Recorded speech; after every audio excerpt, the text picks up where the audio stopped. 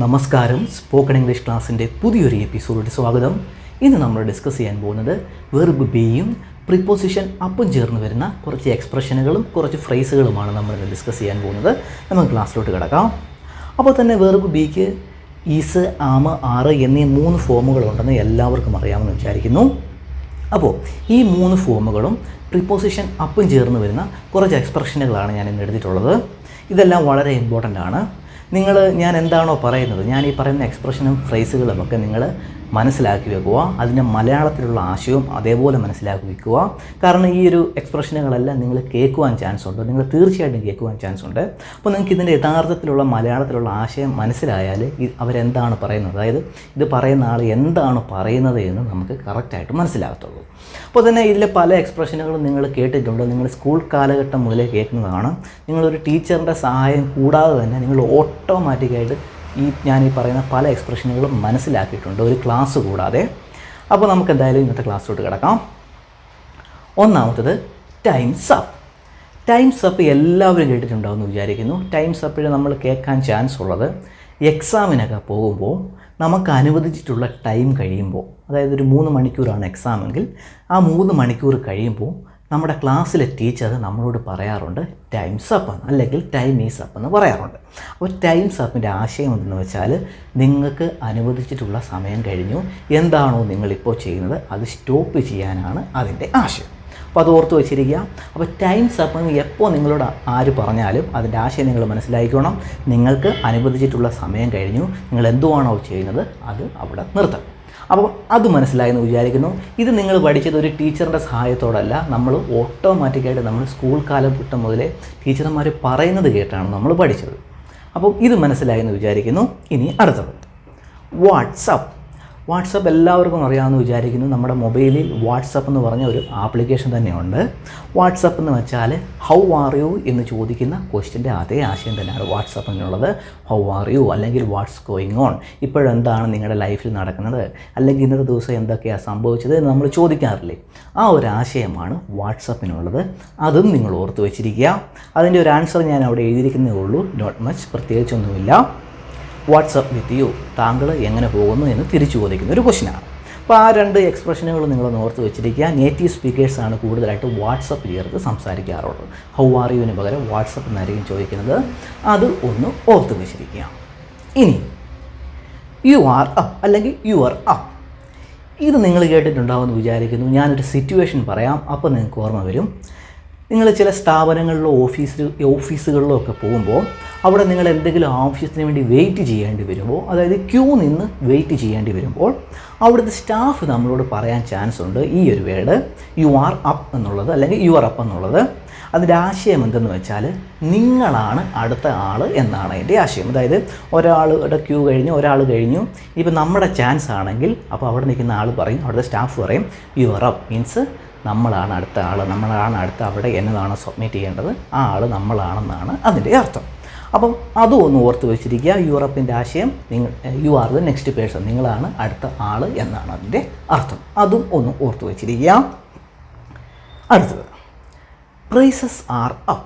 Prices are up എല്ലാവർക്കും അറിയാമെന്ന് വിചാരിക്കുന്നു. അതിൻ്റെ ആശയം എന്തെന്ന് വെച്ചാൽ സാധനങ്ങളുടെ വില കൂടുമ്പോഴാണ് നമ്മൾ പ്രൈസസ് ആർ അപ്പ് എന്ന് നമ്മൾ പറയാറുള്ളത്. അതായത് 10 രൂപയിൽ നിന്നൊരു സാധനം 15 രൂപയാണ് ആകുകയാണെങ്കിൽ നമ്മൾ പ്രൈസസ് ആർ അപ്പ് എന്ന് നമ്മൾ പറയാറുണ്ട്.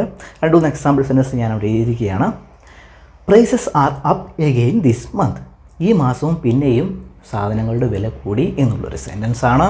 Next, due to the increase in demand prices are up for home gym equipments, demand കാരണം ഹോം ജിം എക്യുപ്മെൻറ്റ്സിൻ്റെ വില കൂടി എന്നുള്ളൊരു സെൻറ്റൻസാണ്. Next, I notice that prices are up at the grocery store, grocery സ്റ്റോറിലെ സാധനങ്ങളുടെ വില കൂടിയത് ഞാൻ ശ്രദ്ധിച്ചായിരുന്നു എന്നുള്ളൊരു സെൻറ്റൻസാണ്. അപ്പോൾ പ്രൈസസ് ആർ അപ്പ് വെച്ചുള്ള എപ്പോഴും അതായത് പ്രൈസസ് ആർ അപ്പ് വെച്ചുള്ള സെൻറ്റൻസുകൾ നിങ്ങൾ കേട്ടാൽ അതിൻ്റെ ആശയം എന്തെന്ന് വെച്ചാൽ സാധനങ്ങളുടെ വില കൂടിയെന്നാണ് അതിൻ്റെ ആശയം. അതും ഒന്ന് ഓർത്ത് വച്ചിരിക്കുക. ഇനി ഈസ് ഹീ അപ്പ്, ഈ ഒരു ക്വസ്റ്റ്യനും നിങ്ങൾ കേട്ടിട്ടുണ്ടാവുമെന്ന് വിചാരിക്കുന്നു. പ്രത്യേകിച്ച് നേറ്റീവ് സ്പീക്കേഴ്സ് സംസാരിക്കുന്നത് ഈസ് ഹി അപ്പ് എന്നുള്ള ക്വസ്റ്റ്യൻ്റെ ആശയം എന്തെന്ന് വെച്ചാൽ അവൻ എഴുന്നേറ്റോ അല്ലെങ്കിൽ ഉണർന്നോ എന്ന് ചോദിക്കുന്ന ഒരു ക്വസ്റ്റ്യനാണ്. അതായത് ഈസ് ഹി എവേക്ക് എന്ന് ചോദിക്കുന്ന അതേ ക്വസ്റ്റ്യൻ്റെ ആശയമാണ് ഈസ് ഹി അപ്പിനും ഉള്ളത്. അപ്പം അതും ഒന്ന് ഓർത്ത് വെച്ചിരിക്കുക. ഈസ് ഹി അപ്പ് ചേർത്ത് വെച്ച കുറേ സെൻറ്റൻസാണ് ഞാൻ അവിടെ എഴുതിയിരിക്കുന്നത്. നമുക്ക് നോക്കാം. ഈസ് ഹി അപ്പ്, അവൻ എഴുന്നേറ്റോ?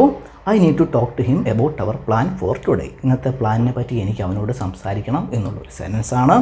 Next, it's already noon, do you know if he is up? ഉച്ചയായി, do you know if he is up? അവൻ എഴുന്നേറ്റോ എന്ന് നിനക്കറിയാമോ എന്ന് ചോദിക്കുന്നൊരു ക്വസ്റ്റ്യനാണ്. Next, can you check if he is up?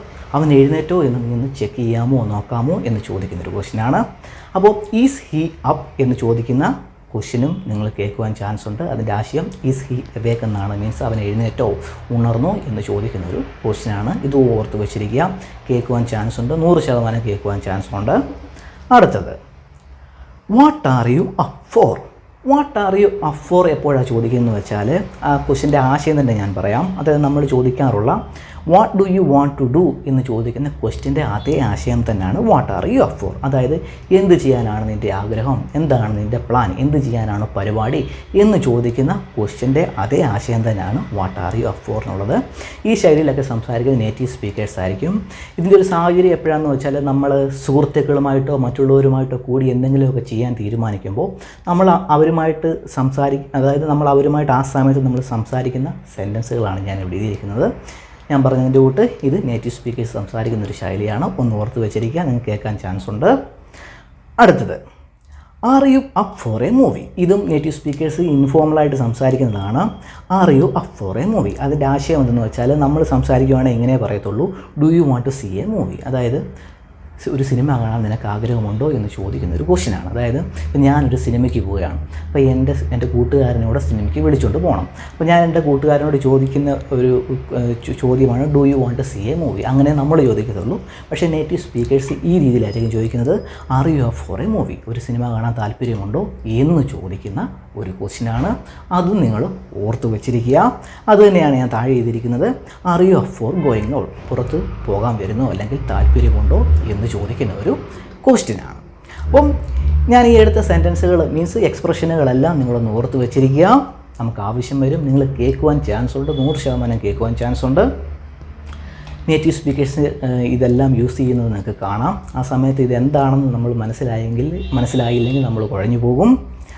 അപ്പോൾ ഇന്നത്തെ ക്ലാസ് നിങ്ങൾക്ക് ഇഷ്ടപ്പെട്ടെന്ന് വിചാരിക്കുന്നു. ഇഷ്ടപ്പെട്ടെങ്കിൽ ലൈക്ക് ചെയ്യുക, സബ്സ്ക്രൈബ് ചെയ്യുക. നമുക്ക് അടുത്ത ക്ലാസ്സിൽ കാണാം. ബൈ.